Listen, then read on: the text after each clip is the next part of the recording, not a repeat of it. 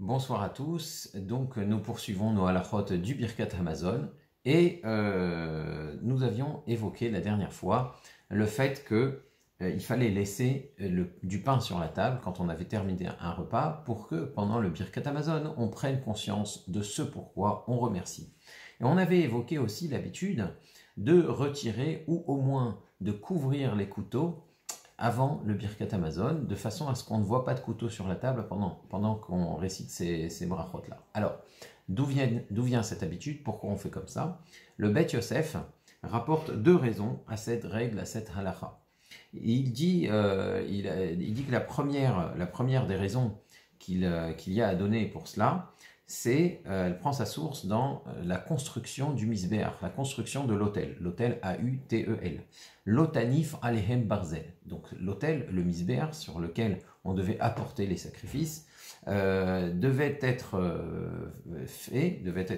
construit à partir de pierres, et ces pierres ne devaient pas être taillées avec du métal. L'otanif alehem barzel, tu ne devras pas les toucher par le fer. Pourquoi l'autel, le misbéach, sert à allonger la vie. Il vient pour qu'on puisse exprimer à Hachem une demande, pour qu'on puisse exprimer le regret d'une faute, qu'on promet d'être meilleur à partir de ce moment-là. Il permet que les demandes qu'on formule devant le Créateur soient agréées, soient acceptées. Donc le misbéach sert à allonger la vie. Or, on ne peut pas bâtir le misbéach, bâtir l'autel, à partir de pierres qui ont été taillées par du métal. Le métal ne peut pas servir à bâtir le misbéach parce que le métal sert à raccourcir la vie, il sert à fabriquer des armes, des lames qui ont un rôle qui est l'inverse de celui que doit jouer le misbéach. Donc, on n'utilise pas de lame, de métal pour tailler les pierres du misbéach. Et dans le même esprit, la table sur laquelle on mange, eh bien, ressemble au misbéach. On partage un repas, on dit sur cette table des divrei Torah, on dit un birkat Hamazon, c'est le minimum. La table, et surtout, on se nourrit d'un repas qui va nous donner les forces de pouvoir mieux servir à Kadosh Baruch Hu, de pouvoir mieux servir Hachem. Et donc, la table, d'une certaine manière, elle a un rôle qui est comparable à celui du misbéach, à celui de l'autel. Donc on ne peut pas laisser de couteau pendant qu'on récite le Birkat Hamazon, puisque c'est justement à ce moment-là que la table prend cette dimension spirituelle de ressembler à l'autel. Donc c'est pour ça qu'on ne laisse pas les couteaux sur la table pendant le Birkat Hamazon, et on doit au moins les recouvrir. Donc ça, c'est la première raison qui est rapportée par le Bet Yosef.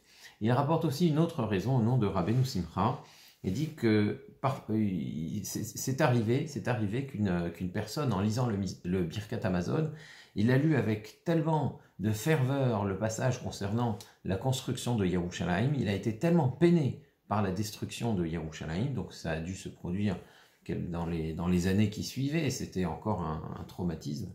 Il a été tellement peiné qu'en voyant un couteau sur la table, il l'a pris, il se l'est planté dans le ventre. Donc voilà, c'était un terrible accident. Et bien entendu, on ne voudrait pas qu'un tel événement se reproduise. Donc on retire les couteaux, ou au moins on les recouvre pendant le Birkat Hamazon. Alors, ce qu'on peut remarquer d'abord, c'est dire à quel point un Birkat Hamazon doit être récité avec émotion. On soupçonne, c'est-à-dire il doit être récité avec une telle émotion qu'on a peur de laisser des couteaux sur la table pour pas que l'événement se reproduise. Donc ça fait réfléchir. Le Shulchan Aruch précise que le Shabbat, par contre, on n'est pas obligé de couvrir les couteaux. On n'est pas obligé de les retirer, donc encore moins. Alors pourquoi ça? Pourquoi Shabbat, ça ne pose pas de problème? Alors le Mishnah Brura, il ne rapporte pas d'explication à cela. Il recommande d'aller voir les Acharonim, mais on peut trouver les réponses dans le Ba'er Hetev, et donc bien entendu dans les Acharonim autour du Shulchan Aruch. Ils disent que la raison pour laquelle pendant Shabbat ça pose pas de problème, on a deux raisons pour lesquelles on enlève les couteaux de la table. Donc la première raison, c'était parce que la table ressemble au misbéach. Et comme on ne construit pas le misbéach avec du métal, avec des lames, alors on ne les laisse pas pendant le Birkat Hamazon. Oui, mais Shabbat, on ne construit pas le Bet Hamikdash, on ne construit pas d'hôtel, on ne construit pas de misbéach. Dans les parachiotes de Terumat et de Tzavé, Kitissa surtout, et de Vayakel, on précise bien que toute cette construction du Mishkan qu'Hachem nous demande, elle doit s'arrêter pendant le Shabbat. Achet Shabbetota et Tishmoru. Tous ces travaux-là de construction du Mishkan s'arrêtent le Shabbat. Donc on ne construit pas de Misbeach Shabbat, on ne fait pas attention à cette construction pendant le Shabbat, et donc que les couteaux soient sur la table, ça ne pose pas de problème de ce point de vue-là. Donc ça c'est une première, ça c'est un argument pour la première explication. Et concernant la deuxième explication qui dit que oui, il y a eu un incident, il y a quelqu'un qui était troublé par la bracha de Boné Yerushalayim et qui s'est blessé avec un couteau, eh bien on dit que cet événement s'est produit pendant la semaine. Il ne s'est pas produit Shabbat, donc on ne l'interdit que pendant la semaine. On va dire, mais quelle est la logique? Peut-être qu'on se dit qu'en semaine, on est plus enclin à se rendre compte des difficultés du peuple d'Israël, alors que le Shabbat, on ne doit pas penser aux choses tristes. Et c'est peut-être pour ça qu'on pense que Shabbat, un tel incident ne se reproduirait pas. Voilà, donc c'est pour ça que Shabbat, il n'y a pas d'obligation de retirer les couteaux ou de les couvrir. Cependant, le Kaf HaChaim dit, donc si on veut être encore plus pointilleux et faire comme la Kabbalah, on pourrait suivre le Kaf HaChaim qui dit qu'il faudrait les couvrir même pendant Shabbat. Et le Ben Ishraï rapporte, Ben Ishraï Rav Yosef Chaim de Bagdad, donc un maître de la fin du 19e siècle et début du 20e siècle, tout début du 20e siècle, rapporte que le minhag, c'est de retirer les couteaux pendant Shabbat, même si ce n'est pas obligatoire. Donc, vous pourrez voir faire ce minhag, vous pourrez voir pendant Shabbat, chez certaines familles, qu'on retire les couteaux pendant Shabbat de la table, avant le Birkat Hamazon, mais ce n'est pas obligatoire, c'est une coutume. Pendant le Birkat Hamazon, il est formellement interdit de s'interrompre. On ne s'interrompt pas, même par le silence. Et d'après le Mishnah Brura, si on s'est interrompu suffisamment de temps pour pouvoir terminer la bracha, eh bien dans ce cas-là, il faudrait, quand on reprendre toute la bracha depuis le début. Ça, c'est l'opinion du Mishnah Brura. D'après le Mechaber, cependant, si on s'est interrompu par le silence, on reprend là où on s'est arrêté. Mais toute interruption reste à éviter. Ça veut dire que même si on n'est pas obligé de tout recommencer quand on s'est interrompu, c'est quand même interdit de s'interrompre. Il faut faire attention, quand on récite le Birkat Hamazon, à le réciter à l'endroit où on a mangé. Alors qu'est-ce que ça veut dire réciter le Birkat Hamazon à l'endroit où on a mangé? Les Chachamim, donc, c'est eux qui ont institué cela. Et d'après Beth Shammai, ce n'est pas la halacha, mais d'après Beth Shammai, si on ne récite pas le Birkat Hamazon à l'endroit où on a mangé, eh bien on n'est pas quitte. D'après Beth Hillel, donc c'est la halacha, après les élèves de Hillel Azaken, donc d'après la maison de Hillel, eh bien si on a récité Birkat Hamazon à un autre endroit que celui où on a mangé, on est quitte. Bon, on est quitte, mais ils sont tout à fait d'accord, les élèves de Hillel, qu'on doit tout faire pour réciter le Birkat Hamazon à l'endroit où on a mangé. Alors qu'est-ce qui se passe quand on est dans une grande salle? Une salle de mariage, c'est une grande pièce, on est dans un endroit qui est fermé, qui est entouré de murs, mais il peut y avoir des dizaines de mètres entre l'endroit où on a consommé son repas et l'endroit où on va réciter le Birkat Hamazon. Est-ce que ça pose un problème? Alors d'après le Mishnah Brura, tant qu'on est dans la même salle, dans la même pièce, ça s'appelle automakom. On est dans le même endroit, on est dans l'endroit où on a pris son repas, et donc on pourrait dans un coin de la salle prendre son repas, et dans l'autre coin de la salle réciter le Birkat Hamazon. D'après le Mishnah Brura, ce n'est pas un problème. D'après le Kaf HaChaim, il faudrait malgré cela, même dans cette circonstance, même dans cette situation, il faut veiller à dire le Birkat Hamazon à l'endroit où on a mangé, même si c'est dans la même salle, sauf en cas de besoin. Ça veut dire s'il y a besoin, alors on se déplace. Ça veut dire quoi s'il y a besoin? Je ne sais pas, il y a une autre personne qui s'est assise, et c'est gênant de lui demander de partir. On doit se réunir pour dire le Birkat Hamazon avec les Sheva Brachot, que beaucoup d'invités sont déjà partis, par exemple. Donc, en cas de besoin, oui, on pourrait se déplacer pour réciter le Birkat Hamazon, mais si ce n'est pas obligatoire, il est préférable de dire le Birkat Hamazon à l'endroit où on a consommé le repas, ou au moins dans ce qu'on appelle les Arba Amot, dans les 4 coudées de la place où on a mangé le repas. Ça veut dire quoi dans les 4 coudées? La chaise d'à côté ou l'autre, ou encore une autre, celle d'après. Voilà. Et à ce moment-là, on fait le Birkat Hamazon dans les meilleures conditions, d'après le Kaf HaChaim, qui fait bien sûr autorité pour les communautés séfarades. Par contre, si on a mangé à l'extérieur, si on est dans un endroit ouvert, vous êtes en randonnée et vous mangez votre sandwich sur le bas-côté, alors à ce moment-là, il faut réciter le Birkat Hamazon à cet endroit-là. On ne peut pas dire, ah oui, mais je le vois, l'endroit, etc. Étant donné qu'on est dans un endroit ouvert, quand on dit réciter le Birkat Hamazon à l'endroit où on a mangé, c'est à l'endroit précis où on a mangé. Ou tout du moins, vraiment, tout du moins dans les 4 coudées de l'endroit où on a mangé. Là, on peut dire que c'est automakom. Et ça, c'est valable même selon le Mishnah Brura, pas seulement selon le Kaf HaChaim. Donc encore une fois, dans une seule pièce, selon la stricte halakha, on peut manger dans un coin et réciter le Birkat Hamazon dans un autre endroit. Par contre, à l'extérieur, il faut absolument réciter le Birkat Hamazon à l'endroit même où on a mangé. Et si on a quitté le lieu, on doit tout faire pour y revenir. Voilà. On doit tout faire pour y revenir. Parce que, comme on l'a dit, même d'après Beth Hillel, c'est seulement si on s'est déplacé, si on a dit le Birkat Hamazon ailleurs qu'on est quitte. Mais c'est ce qu'on appelle un Bediavad. Bediavad, c'est a posteriori. Si c'est déjà fait, bon, c'est déjà fait, c'est déjà fait. Alors Beth Hillel te dit ne recommence pas ton Birkat Hamazon. Mais par contre, tu dois tout faire pour ne pas arriver à cette situation-là. Par exemple, dans une situation où on voyage et c'est impossible de revenir en arrière, là on peut parler de situation de Bediavad.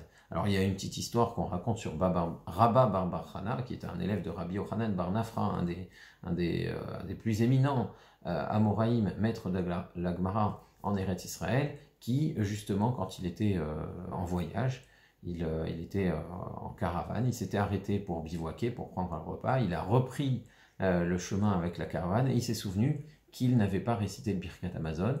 Il a supplié le chef de caravane de pouvoir rentrer, et il savait bien que s'il allait donner l'argument du Birkat Hamazon, le chef de caravane ne l'aurait même pas écouté. Il a dit oui, mais j'ai oublié un pigeon en or, une colombe en or là-bas, là où on s'est arrêté pour bivouaquer, il faut absolument que je la récupère. Ah oui, c'est un bien de valeur, évidemment, on te comprend. Alors vas-y, retourne vite, et on t'attend. Et il est parti, il a récité le Birkat Hamazon avec ferveur, très content de pouvoir faire le Birkat Hamazon selon la halakha à l'endroit où il avait justement mangé, et en reprenant ses affaires à la fin du Birkat Hamazon, il s'est rendu compte qu'il avait trouvé sur place ce fameux bijou en or qui est un fameux bijou, un bijou en or qui était tombé là, qui avait la forme d'une colombe. Donc c'est la bracha que lui a apporté le fait d'insister pour réciter le Birkat Hamazon au bon endroit. Donc voilà, mais encore une fois, c'est le sens du devoir qui doit nous pousser à faire un bon Birkat Hamazon et pas autre chose. Donc ça, c'est l'histoire de Rabba bar Chana.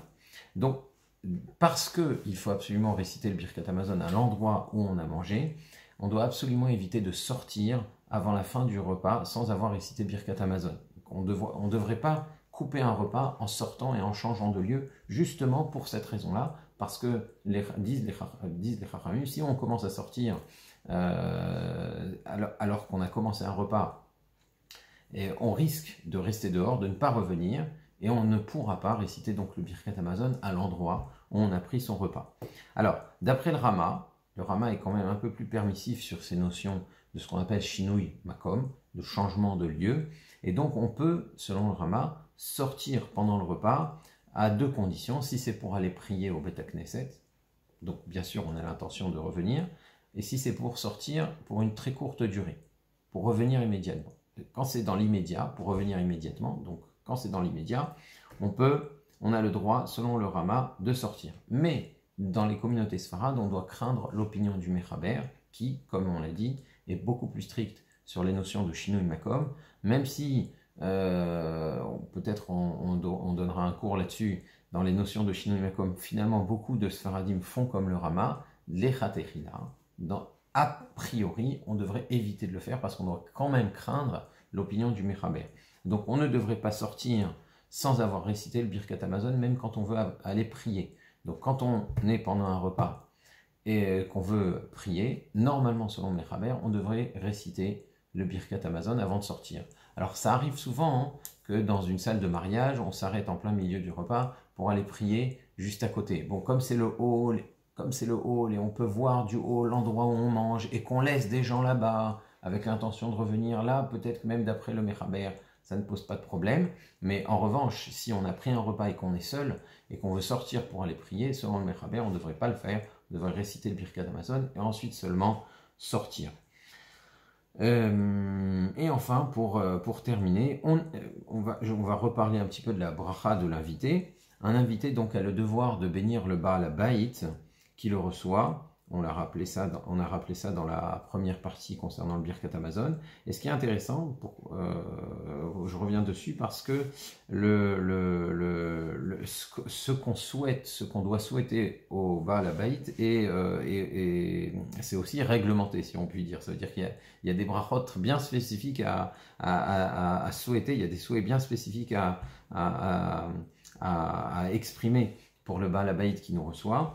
On lui souhaite de ne pas connaître la honte, on lui souhaite de ne pas connaître cette honte ni dans ce monde, ni dans le monde futur, on lui souhaite que ses biens prospèrent et soient près de la ville, ça veut dire que comme ils sont à proximité de la ville, il y a plus d'activité et donc ils peuvent mieux prospérer, on lui souhaite que le Satan n'ait pas d'emprise sur ses entreprises au sens large, ça veut dire que ses projets aboutissent, qu'il n'y ait pas de frein à ses projets, et on lui souhaite aussi qu'aucun désir de faute ne vienne le perturber pour toujours, à jamais. Ça veut dire qu'il n'ait jamais envie de fauter.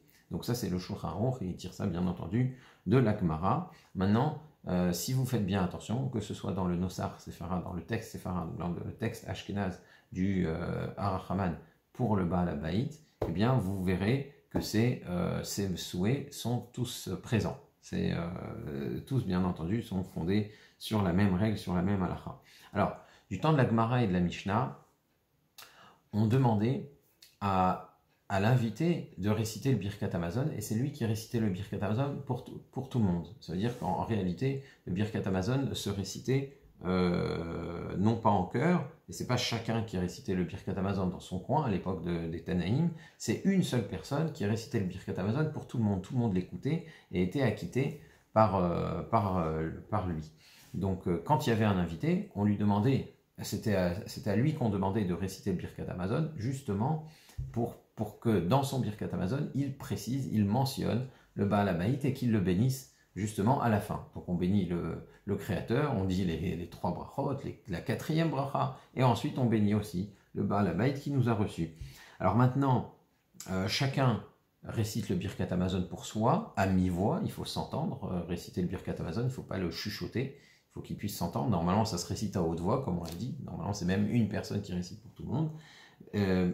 Quand on est invité, c'est chaque invité qui a le devoir de réciter ce Harachaman.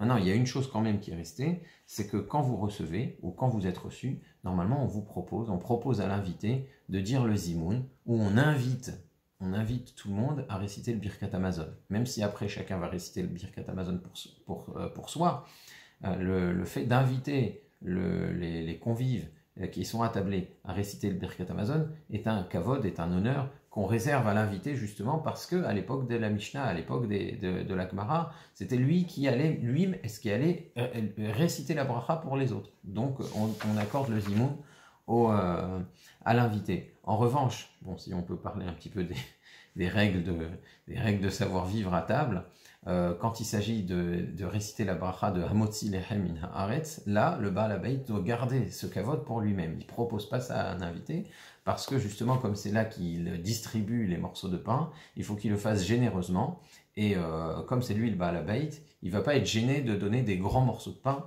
à ses invités. En revanche, l'invité qui n'est pas chez lui, il ne sait pas comment le Baal HaBayit va voir, de quel œil va voir le Baal HaBayit, de quel œil le Baal HaBayit aura, je vais y arriver, quel œil le Baal HaBayit va avoir s'il distribue des gros morceaux de pain. Donc, le motzi, c'est le Baal HaBayit qui le réserve, par contre le zimoun, on l'offre à l'invité. Alors, pour quelle quantité de pain on doit réciter le Birkat Hamazon?